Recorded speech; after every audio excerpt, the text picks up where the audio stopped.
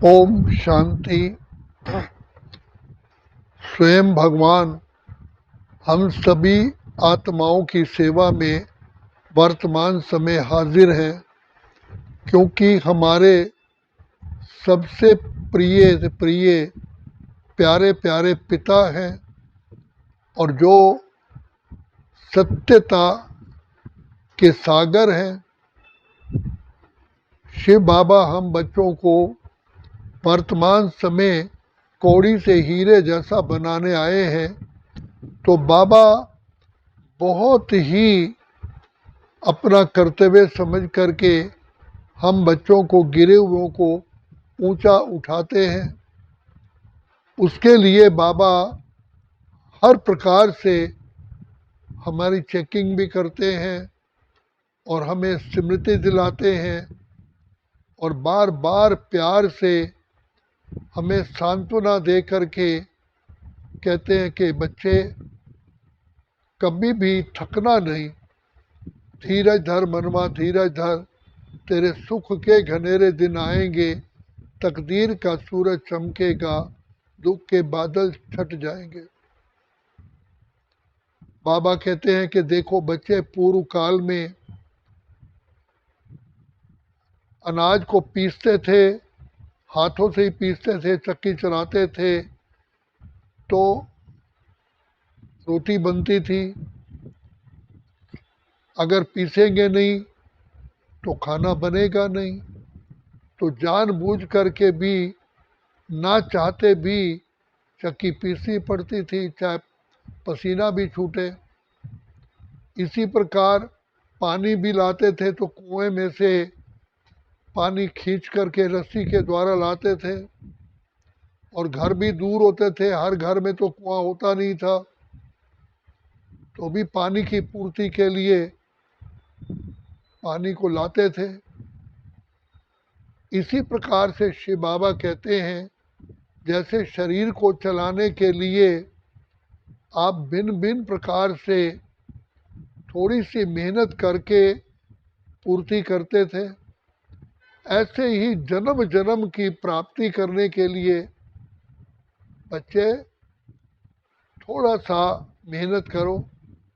बाबा बहुत सहज मेहनत देते हैं कि बच्चे आत्मिक स्मृति में टिक करके प्यारे प्यारे बाप को प्रेम से याद करो। बाबा के महावाक्य सुनने के बाद आत्मा में सूक्ष्म शक्तियाँ पैदा होती हैं और उसी शक्ति के बल से ही हम प्यारे प्यारे बाबा को याद करते हैं। बाबा भिन्न भिन्न तरीके से हमको बताते हैं कि बच्चे कभी माँ समझ के, कभी पिता समझ के, कभी भाई समझ के, कभी सखा समझ के, कभी भिन्न भिन्न रिश्ते से बाप को प्यार से याद करो। तो याद करने से ही तुम आत्माओं के अंदर शक्ति आएगी और फिर आपको प्राप्तियों का द्वार खुल जाएगा।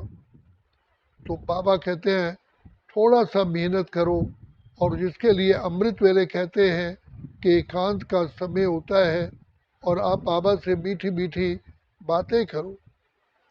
ये बातें करने का तरीका है। एक बार बताया जाता है कि कुछ पांडव भवन आबू राज के भाई गए पीस पार्क में रात को 10 बजे और कहा कि हम योग लगाएंगे। तो बताया क्या क्या करें, कैसे करें योग हमारा अच्छा बाबा से कनेक्शन जुटे। तो एक भाई ने कहा कि बाबा को सब पत्र लिखो। तो जब पत्र को लिखा, बाबा से मीठी मीठी बातें की, उसके बाद सब बाबा की प्यार में खो गए। तो जैसे ही बाबा से प्यार में बातें करते हैं तो बाबा का भी पदम गुना प्यार हमें मिलता है। बाबा ने कहा, एक कदम तुम बढ़ाओ तो 1000 कदम मैं बढ़ाऊंगा। तो इसी प्रकार से थोड़ा सा भी हम बाबा को प्यार से कहते हैं, मेरा बाबा, ओ मेरे मीठे बाबा, ओ मेरे दिल के सहारे बाबा, ओ मेरे प्राणों के प्राणेश्वर बाबा, ओ मेरे नैनों के नूर बाबा, ओ मेरे भाग्य विधाता बाबा। तो बाबा उतना ही 1000 गुना हमें प्यार बरसाते हैं। तो इसलिए बाबा कहते हैं कि अगर एक फ्रेंड फ्रेंड से मिलता है, दोस्त दोस्त से मिलता है, अगर चुप करके बैठ जाए तो क्या होगा, दोनों ही बोर हो जाएंगे। तो आपस में मीठी मीठी बातें करती हैं। ऐसे प्रेमिका प्रेमी से, प्रेमी प्रेमिका से बात करते हैं। तो बाबा से भी समीपता लाने के लिए बाबा से मीठी मीठी रूह रिहान करो। यही बाप दादा कहते हैं कि बच्चे बाबा को, बच्चे चिट्ठी लिखें। तो चिट्ठी लिखने से भी कितने बार हर लाइन में आता है बाबा बाबा, बाबा ऐसे है, बाबा ऐसे है। तो बाबा की याद समा जाती है और प्यार पैदा होता है। इसलिए बाबा कहते हैं बच्चे बाबा को चिट्ठी लिखेंगे तो बाबा से प्यार का लेन देन होगा। तो तुम बच्चे बाबा से मीठी मीठी रूह रिहान करो, फिर शांत हो जाओ, फिर मौन की भाषा में समा जाओ। जैसे बच्चा माँ की गोद में समा जाता है, ऐसे बाबा के प्यार में खो जाना सीखो। मैं खो जाऊं तुझ में तुझको पाने के लिए। तो बाबा से मीठी भी ऐसे कहते हैं माँ के लिए, तू कितनी मीठी है, कितनी प्यारी है, प्यारी प्यारी है ओ मेरी माँ, मेरी माँ। तो ऐसे बाप माँ से प्यार बढ़ता है। तो शिव बाबा से भी प्यार से बातें करो, प्यार के गीत गाओ। इसीलिए गुरु नानक देव ने भी यही कहा कि कभी सखी बन जाओ भगवान के, कभी भाई बन जाओ, कभी मित्र बन जाओ, कभी किसी न किसी प्रकार से परमात्मा को उस रूप में आप रूह रिहान करो, प्यार का प्रदर्शन करो, प्यार का इजरार करो। नहीं तो गूंगे होके बैठेंगे तो दिल ही नहीं लगेगा।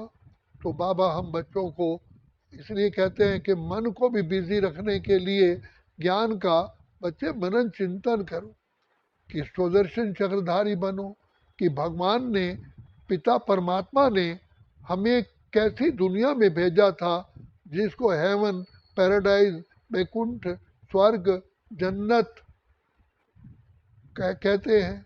ऐसी दुनिया जहाँ हर प्रकार के सुख है, तन का, मन का, धन का, जन का, परिवार का, समाज का, प्रकृति का, पशु पक्षियों का, सारे ही सुख उपलब्ध हैं।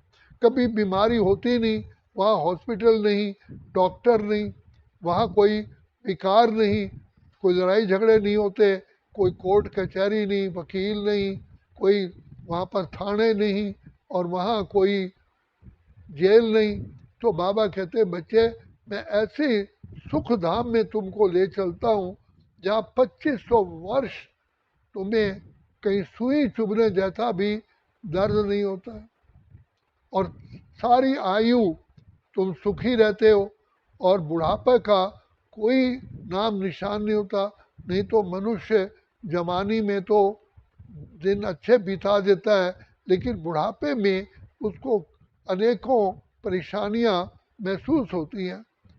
जैसे दिन के बाद रात आनी है, नई चीज़ पुरानी होनी है, लेकिन सतयुग त्रेता में बुढ़ापा में भी वही एनर्जी रहती है, वही खुशी रहती है, वही सुख रहता है, क्योंकि आत्मा रूपी बैटरी फुल चार्ज है।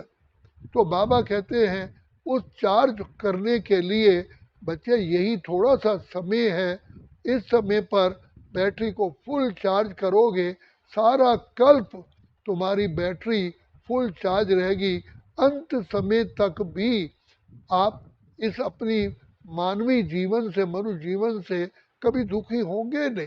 तो भगवान ने, पिता परमात्मा ने, ईश्वर ने, जो हमारा सच्चा सच्चा पिता है, कितना हम बच्चों को सहज मार्ग बताया है कि बच्चे बाबा को प्यार से याद करो। तो पर्पजली जानबूझ के भी हमें बाबा से मीठी मीठी बातें करनी है, खो जाना है।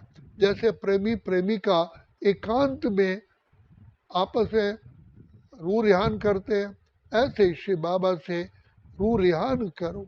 तो प्रेमी प्रेमिका एकांत ढूंढा करते हैं और बाबा कहते हैं तुमको भी बच्चे मैं कहता हूँ मेरे से एकांत में एक ही अंत में खो जाओ।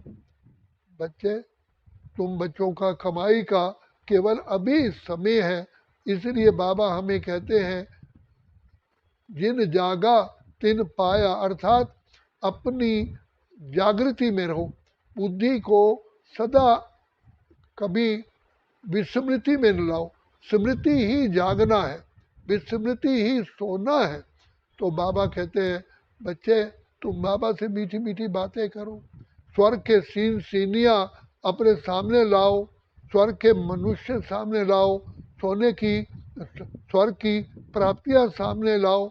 ऐसा ही एक वेद है जिसमें सारी प्रकृति की ही भगवान के प्रति महिमा की गई है कि हे प्रभु आपने ऐसे पेड़ बनाए, इतनी संजीवनी हमें बूटियाँ बनाई, इतने नदी नाले नदियाँ, इतने पहाड़ बनाए, उसका वर्णन किया गया।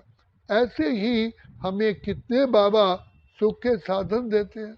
पाँव से नाखून के सिर की चोटी तक हम सदा ही आनंद में रहते हैं, खुशियों में रहते हैं, क्योंकि आत्मा का निज गुण ही है सुख, शांति, आनंद, प्रेम, खुशी, पवित्रता, ज्ञान, शक्तियाँ। ये ओरिजिनल गुण है। तो ये ओरिजिनल गुण हमारे अब छुप गए हैं 5 विकारों के कारण।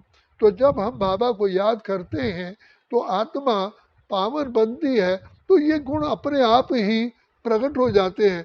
आत्मा खुशियों में नाच उठती है, उसके सारा ये विकार समाप्त हो जाते हैं।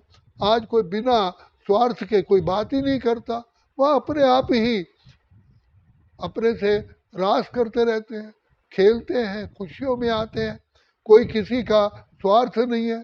आज इंसान स्वार्थ होगा तो बात करेगा, नहीं तो भूल जाएगा। सब जगह रिश्तों में, परिवारों में, सब जगह स्वार्थ आ गया। तो बाबा कहते हैं बच्चे तुम्हारी आत्मा की जो ओरिजिनल स्थिति है वो निस्वार्थ भाव है। ये जो स्वार्थ है ये माया का अंश है। तो काम, क्रोध, लोभ, अहंकार से आत्मा जल चुकी है, बिल्कुल वीक हो गई है। जैसे एक पेशेंट बेड पर आ जाता है, इसी प्रकार आत्मा इतनी वीक और इतनी रोगी बन गई है। तो फिर से बाबा हमको सुरजीत बनाने आए हैं। हर समय खुशियाँ ही खुशियाँ हैं, आनंद की लहरों में लहराते हैं। वहाँ थकावट नाम ही शब्द ही नहीं है। कितनी वंडरफुल बात है। कोई भी थकावट भी एक बीमारी है, वहाँ कोई कमज़ोरी नहीं होती, बुढ़ापा नहीं है, दांत नहीं टूटते हैं, बाल सफ़ेद नहीं होते हैं, हमारा सौंदर्य बरकरार रहता है। तो ऐसी दुनिया में बाबा हमें ले चल रहे हैं जहाँ हमें हर प्रकार के सुख, जिसको हेवन, पैराडाइज, बैकुंठ, स्वर्ग, बहिष्ठ, जन्नत कहते हैं, हीरे जवाहरात के महल होते हैं। और हीरे जवाहरात के सबसे शुद्ध शक्तिशाली बनने का सोना ही एक धातु है। सोना अगर कोई व्यक्ति सोने के आभूषण पहनता है, उसकी हेल्थ बहुत अच्छी रहती है। और हीरे जवाहरात की ऐसी रोशनी होती है जिस रोशनी का हमारी देह पर, हमारी इस प्रकृति पर बेस्ट प्रभाव पड़ता है। ऐसी जैसे सूर्य की किरणें 7 रंगों से बनी हुई हैं, तो इसी प्रकार से हमारे जो हीरे जवाहरात के हमारे महल थे, उनमें भिन्न भिन्न प्रकार की लाइट्स प्रकट होती हैं जो हमारे मन पर, हमारी बुद्धि पर, हमारे व्यक्तित्व पर, हमारी देह पर प्रभाव डालती है और खुशी में लाती है अपने आप ही। जैसे कि खुशी का ही वाइब्रेशन फैलते हैं, जैसे शांति का वाइब्रेशन, आनंद का वाइब्रेशन होता है, खुशी का वाइब्रेशन होता है। ऐसे ही बताया जाता है राजा अकबर के समय पर 9 रत्न होते थे, तानसेन ऐसी मलार गाते थे तो जब चाहे बारिश शुरू हो जाए, जब चाहे जैसा मौसम आ जाए। तो इसी प्रकार से साउंड का भी, आवाज़ का भी, शब्दों का भी प्रभाव पड़ता है। तो सतयुग में हमारे शब्द भी ऐसे श्रेष्ठ होते हैं जो मन पर, बुद्धि पर, देह पर, जिसका बहुत आनंद का प्रभाव पड़ता है, पॉजिटिव प्रभाव पड़ता है। हमारी सोच का स्टैंडर्ड ही बड़ा हाई हो जाता है।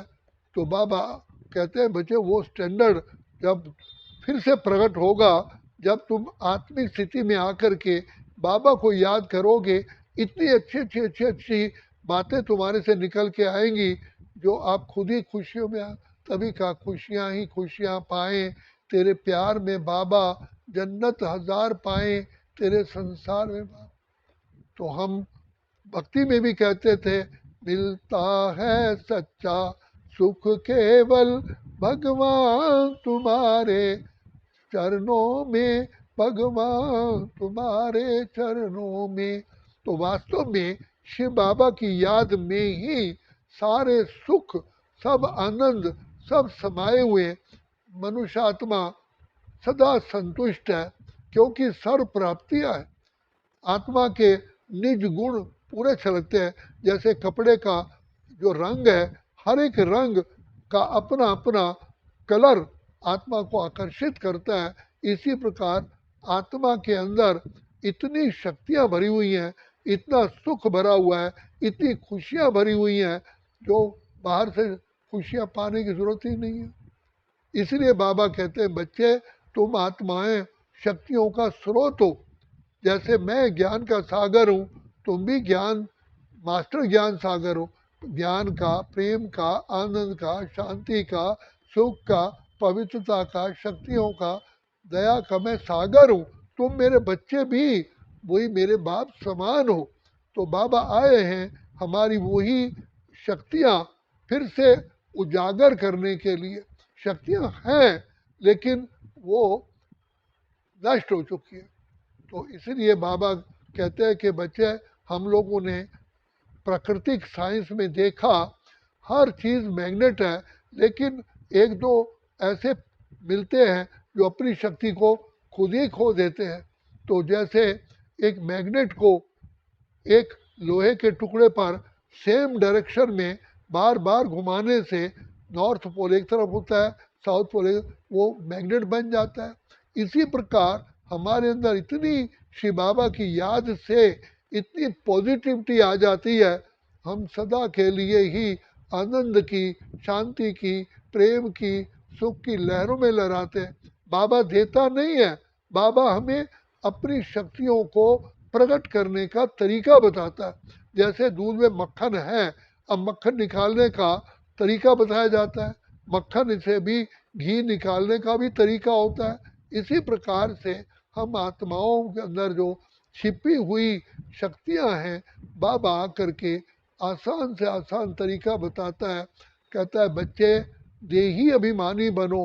देह अभिमान में आने से तुम्हारे अंदर बुढ़ापा आता है, तुम्हारी शक्तियां नाश होती है। तो बाबा ने हमको महामंत्र दिया, सहज योग सिखाया, जिसको कर्म योग, सहज योग, राज योग लिखा पता। तो जो हमने प्रैक्टिकल में पिता श्री ब्रह्मा में देखा, ब्रह्मा बाबा कभी उदास ही नहीं होते थे। कितनी संसारिक समस्याएं, कितनी सरकार की तरफ से आई, कितनी धर्म नेताओं से समस्या आई, कितनी पारिवारिक समस्याएं, कितने देशवासियों से आई, लेकिन बाबा हिमालय पर्वत की तरह अचल अडोल रहे। वो क्या कारण था? क्योंकि बाबा, शिव बाबा में मैं हो गए, समा गए। इसलिए कहा सिया राम मैं सब जग जानी, करहूँ प्रणाम जोर जुग पानी। अर्थात सबको हम, सबके अंदर राम सिया को देखते हैं, अर्थात परमात्मा के ही गुण हमारे अंदर समा जाते हैं। हर व्यक्ति बाप समान दिखाई देता है। हमारी सूरत, हमारा कर्म, हमारी दिव्यता, हमारी अलौकिकता, श्रेष्ठता बाप समान होती है। तो परमात्मा सूर्य है, ज्ञान सूर्य है, हम भी बाबा के बच्चे ज्ञान चंद्रमा बन जाते हैं, ज्ञान सितारे बन जाते हैं। तो जैसे सूर्य को, सूर्य द्वारा ही चंद्रमा तारागण को प्रकाश मिलता है, हमें प्रकाश देने वाला स्वयं परमपिता परमात्मा है। इसलिए जो लेने का चांस है वो अभी अभी अभी, अभी नहीं तो कभी भी नहीं। अच्छा, ओम शांति, ओम शांति, ओम शांति।